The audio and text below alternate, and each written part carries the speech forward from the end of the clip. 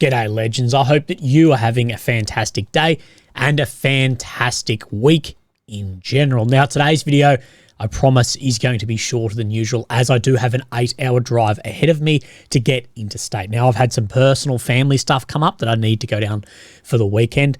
The only silver lining in this is there's actually a wedding in the same state that I didn't think that I was going to make tomorrow, and now I can attend. So I'll be away for a couple of days. Don't fear, I filmed a number of interviews and everything over the last day, and then they will pad out your willy for the weekend. Anyway, yesterday, as I was putting the video up, something came out that I potentially got then incorrect. Well, at least not on purpose. I'm not trying to spread any false information, but we did see that video yesterday of the Russian soldiers then having the flag up in Thankyou and the map having a movement there on the Surak. Anyway, more footage has come out from deep state of these guys with their flag in right here. This is in Thankyou at this location. So this is definitely very grey zone. If they're in there putting flags up, it's not held, it's either held by them or it's in grey zone. Anyway, we can see them there. They've put the flags up and then they do retreat back across these fields. That said, they're not getting targeted by anything actively, although that would be a very, very dangerous area, back then down into this tree line. So that area in particular is definitely grey zone, out of control, and we're not sure exactly what is actually happening inside Thankyou, but I thought that I would just share that off the bat. Now, more footage has come out, and I can show you bits of this, but not all of it. It'll be on the Telegram if you'd like, but that Russia has not learnt from standing around in large groups in the open, as there has been another HIMARS strike at what's seeming to be a staging or training point. So I can't show you really anything beyond this, but you can see there's a number of track marks here, what means there's been a heap of vehicles in and out. This is, very common with anywhere there's like staging or training of military vehicles like this. You can just see the chewed up ground. Anyway, a lot of guys standing around in here, and there are a number of strikes in here with at least a dozen casualties there. We don't have a count on exactly what has happened in here too.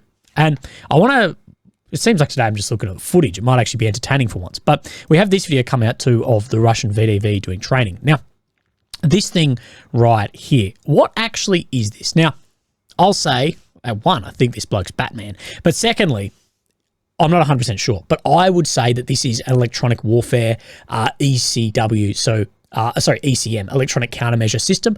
We had very similar to this, say in Afghanistan for IEDs, things like they'll jam things like a mobile phone or remote control, anything like that. That's what it looks like to me. Maybe it's a booster for drones, but I think this looks like ECM. I'll add a footage of our one, and I think it looks fairly similar, like in a backpack like this. And then we had the vehicle mounted one too. So I was qualified on the electronic countermeasure for the vehicle mounted booms. That's what I think this Ninja Turtle thing is here. That would be heavy as shit, same as ours. Anyway, we see drone training, which we know is a big part just of the front line. We see physical training. We see these guys talking, but there's also some med training here as well of packing wounds with bandages, the normal just stuff. But I thought that first shot was interesting. There's definitely been an informational shift. Originally it was Russia is strategically defeated, they're out of missiles, they have no allies, and now it has shifted 180 degrees to they'll be fighting with Western soldiers if we don't fund Ukraine. They're launching apparently nuclear weapons into space, although haven't actually seen any evidence yet of this. And countries are coming to their aid, as far as North Korea and Iran as well, what are solving a lot of the problems there. And this informational shift has been very difficult, I think, for people to get their head around of, hang on, we were told this and now you're telling us this. And in the West, we're seeing record defence spending. Australia announced the biggest naval build-up since World War II over the past few days, with another $54 billion going into building new ships. Actually, in these new ships, this is $54 billion aside from the hundreds of billions going in towards the new submarines. But in this new bloody package, there'll actually be 6 new large optionally crewed surface vessels. So these LOSVs can be operated remotely by a support vessel. But this is overall doubling our fleet size.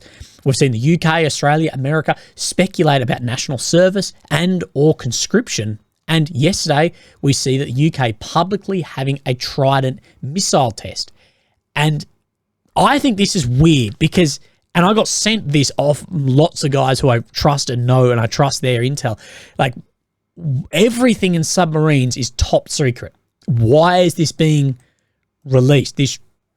So here we say Trident missiles here.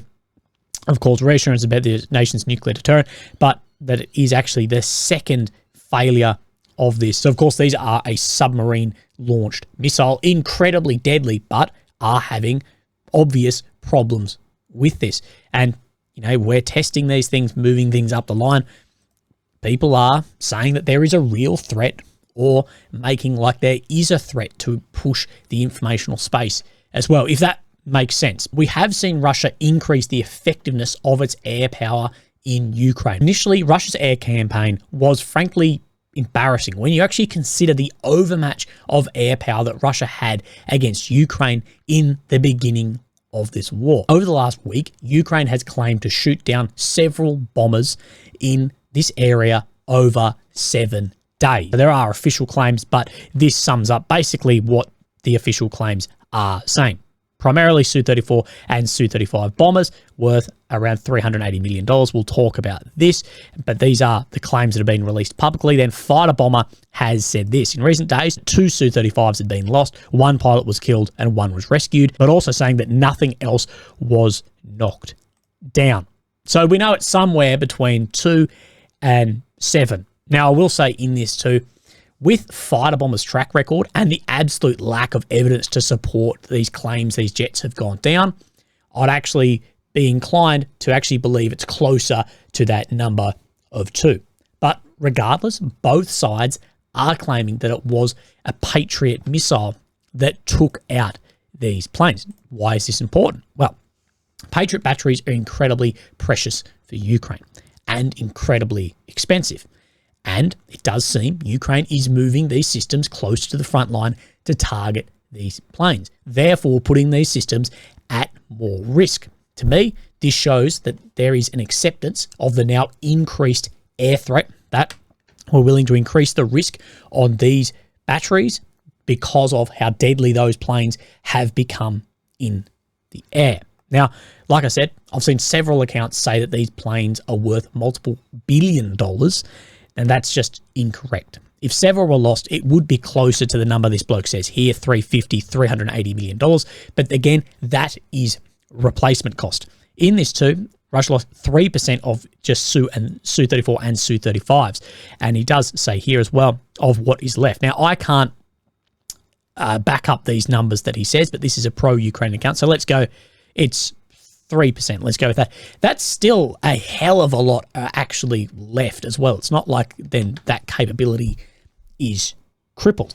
Now, but Russia has released footage of Putin with 4 new Tu-160M bombers that have come apparently straight out of the factory. Now, these are a war machine, a death machine, but god damn, these are a beautiful plane. And you can just see the size of then these white swan. We see then, this is Putin, then climbing up the ladder into the plane. And we have a little bit more footage here of these brand new aircraft being apparently just assembled and ready to go out on missions. So there's Putin. And then this photograph here of these 4 planes. And these are a beautiful aircraft, regardless of where you sit on, the sides of this. You have to say that these are a stunning piece of machinery. It's a pity that we make machinery like this for the single purpose of killing each other. Now, if Russia can actually sort out the combined land forces and air force to work together, this will be a big issue on the front line. And for me, Avdiivka was actually the first time we've really seen these starting to mesh the two together to work in that multi-service combined arms. And that's where we saw that close off as well with the fabs, with the air. And in my opinion, with Ukraine moving the Patriots down there. They're saying that they're hitting planes with Patriots. And Russia is saying that planes are getting hit with Patriots. So let's say they're down there. This to me means, hey, there is an increased risk of this air. We need to put our systems at more risk, of course, and move that. So, other places don't now have the air defense. It's not like everywhere has air defense because of the risk of these planes.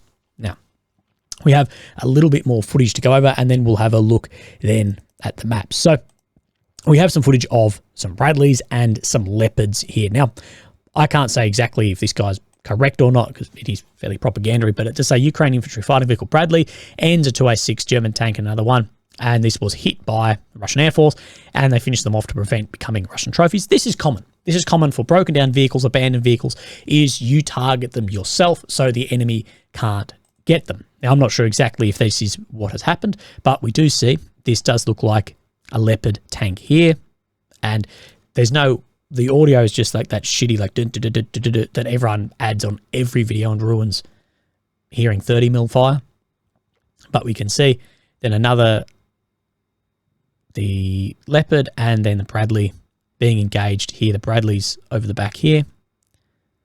So yeah, this is not out of the common. I thought I'd just bring it up to show you because, it's something you may not know if you haven't been in the army, that this is not that uncommon to do with abandoned equipment. Now, Bradley here, we saw the Ozint shared this.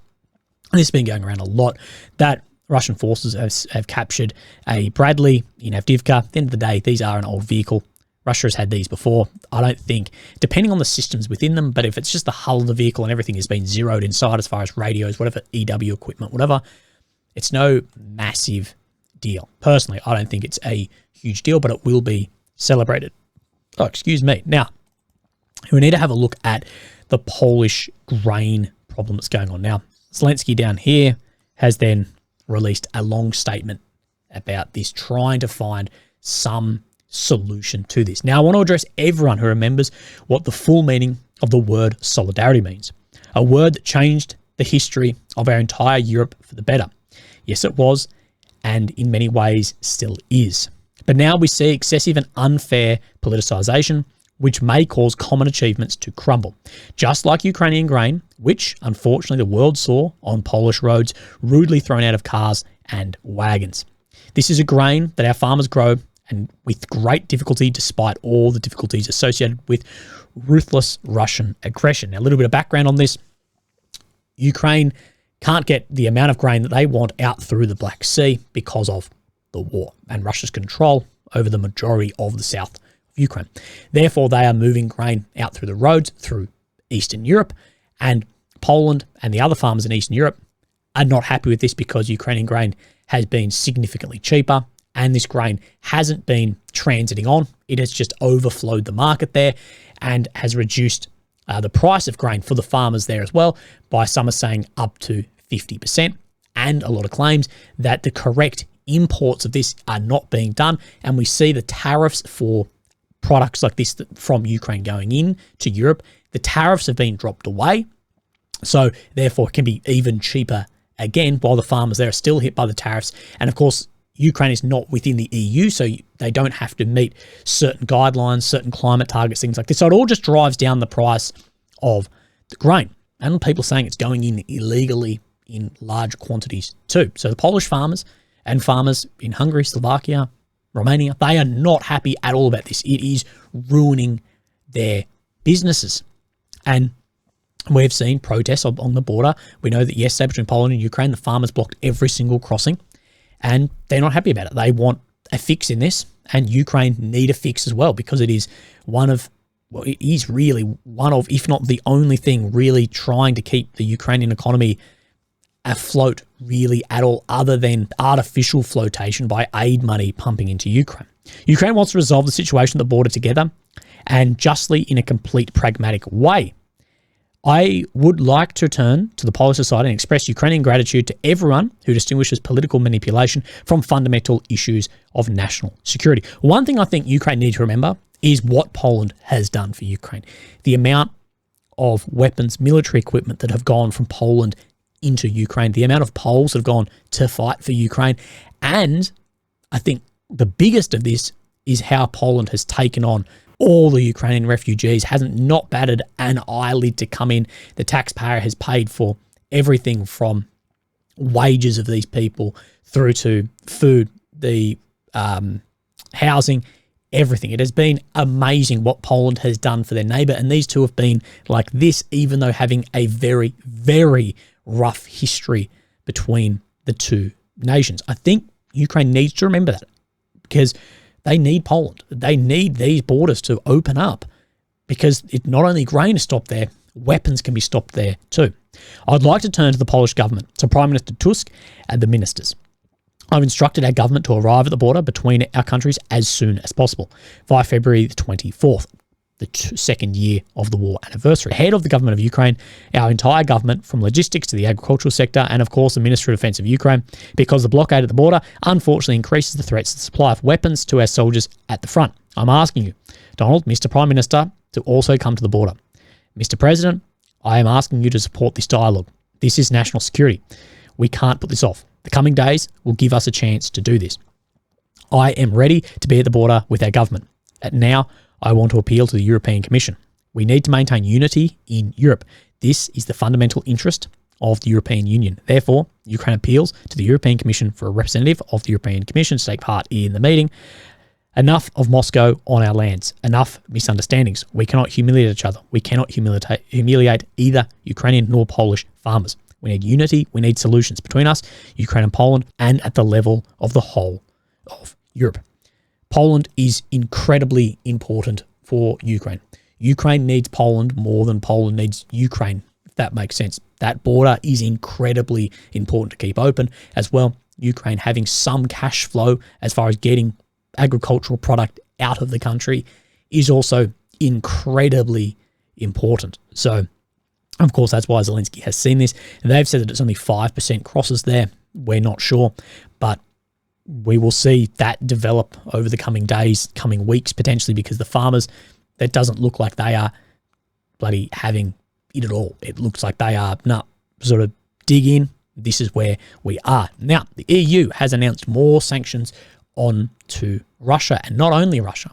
It has sanctioned companies that could be helping Russia build stuff and evade around some of these sanctions as well, that they're sanctioning countries outside of Russia. And then we're going to talk about the Russian war economy too.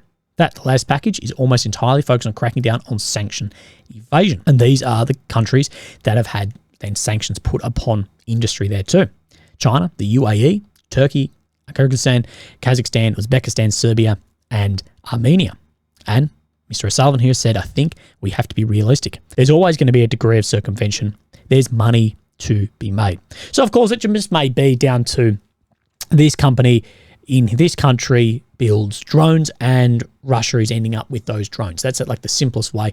And we know there's always going to be circumvention around sanctions. It's impossible to police unless you're going to just have a billion people at every station everywhere going, where's that going, where's that going? There's always going to be some of this. And it is interesting to see now the EU then sanctioning outside of Russia as well. Ursula von der Leyen has said this: I welcome the agreement for a 13th sanctions package against Russia. We must keep degrading Putin's war machine. With 2,000 listings in total, we keep the pressure high on the Kremlin. We also further cutting Russia's access to drones. I don't know, with how China, Russia, North Korea operate and can just cross in borders, I don't know about the drones. I'm not sure how effective these sanctions are going to be. So far, the sanctions have been, it's been a speed bump.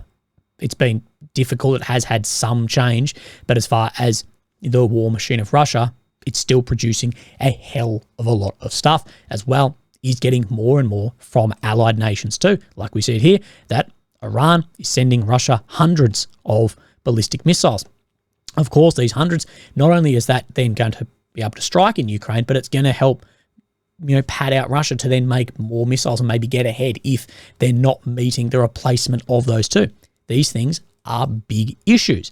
Now, this is from The Guardian today, talking about Russia's wartime economy. Now, I had a friend of mine who works in industry, I won't say which, but he said it would take you really 3 to 4 years for Russia to fully actually spin up their defense industry to like a full wartime. And he said, if we leave it another 3 or 4 years, that is the worst possible case scenario. He's someone I trust. I know he works straight within this industry as well. Now, the officials said they believe sanctions are hitting the Russian military complex hard, causing severe delays to the country's manufacturing as Moscow scrambled to deal with the shortage of Western components.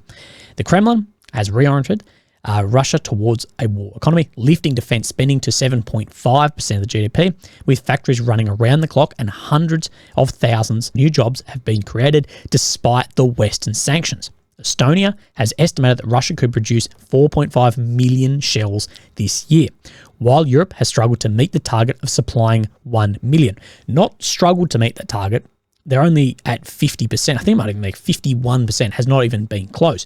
No ammunition has come from the US since the beginning of January. This is a hell of a lot of shells. Now, yes, these shells may not be made to the same standard, the same technology as things like 155, but one of the big things we've seen in this war is that numbers matter. Quantity matters, especially with shelling. And this is something I think the West actually get wrong, is we're too heavily focused on pushing technology and cutting down size to have more high-tech components rather than just size. And I think this war has shown that. Nevertheless, such is the pressure on Russia's arms industry that the Kremlin is now requisitioning military equipment originally intended for delivery to foreign partners, places like India, that were meant to be buying Russian stuff, and Russia's gone, look, we need this for now. Sorry, not getting your orders. Now, let's have a quick look at the map, as there is some interesting bits and pieces in this. Now, of course, this is Ukraine, the capital of Kyiv. The red area is occupied since 22 and the purple since 14. Now, there's been no change down here at Krinky, and we come up into Robotny here. We don't see any major shift on this since the last time then we spoke, but we do have a couple of interesting updates here from Syriac. So, it says, yesterday, situation on Zap front, Ukrainian army recaptured the entire southern trench of Robotny, forcing Russian army to withdraw to the original position. So this is where Russia made ground the other day, and that they have then, the Ukrainians have then taken this back and re-entered then those trench lines. That is a success in there, not shown on any other map. Now, as well, then today from Syriac, situation Zap front, Russian army made some advances in the small salient west of Vrbove. See, this is the Surovikin line here.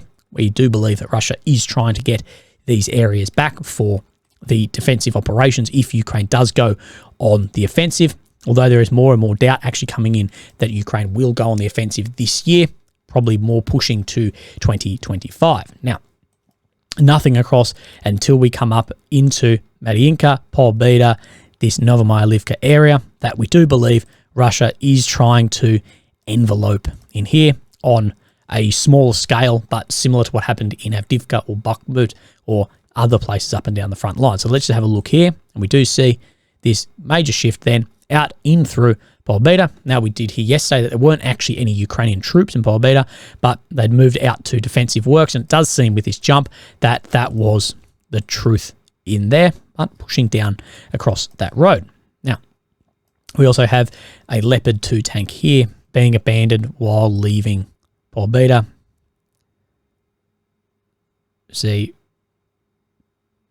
then from there, now boys, close the hatches. Close the hatches.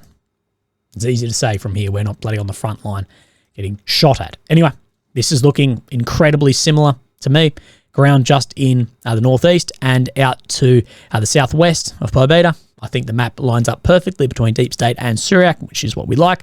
Russian army secured the rest of Polbita village as Ukrainian army retreat from the area. In addition, troops captured the ancient pond south of here after combats to advance along the road again 9 days ago. So, capturing more ground in here, and I believe the overall mission is to get down into here. Now, Syriac doesn't have this update, but we do see that it does look like Russia has extended control out away from the coke plant up in Avdiivka as well. As we've spoken about, that Russia are trying to make some level of buffer zone somewhere through here out from Avdiivka to help hold that position, build up then their defensive works. No change all the way up the maps, the whole way up and down, no change on the Deep State. One thing we do see, though, is many people have assessed, and I agree, that Kupiansk is the main element of where Russia want to get, as it's such a big hub for Ukraine and incredibly important to then it could potentially collapse all the way down the Oskil through here too, as well as incredibly important for Ukraine. But Ukraine is holding off really any attempt to push into here. But we do see then there has been some ground made. Situation on Northeastern Front. Russian army made a small advance into Sinkivka here. Now, we don't see this on the map. This, of course, is right up in here. We've seen many failed attempts to try and get into Sinkivka, as it is the first stepping stone into Kupiansk. But again, not shown across the maps. Maybe we'll have an update in the next day or two. An interesting part of Kupiansk is Zelensky visited yesterday. Now, with the track record of visiting frontline areas and then the city falling, well, if you believe in star signs and bloody dream catchers, maybe this will be the next place to fall. Legends, I'm not going to see you for a couple of days, so look after yourselves. Have a great day, and I'll speak to you soon. Thanks. Bye-bye.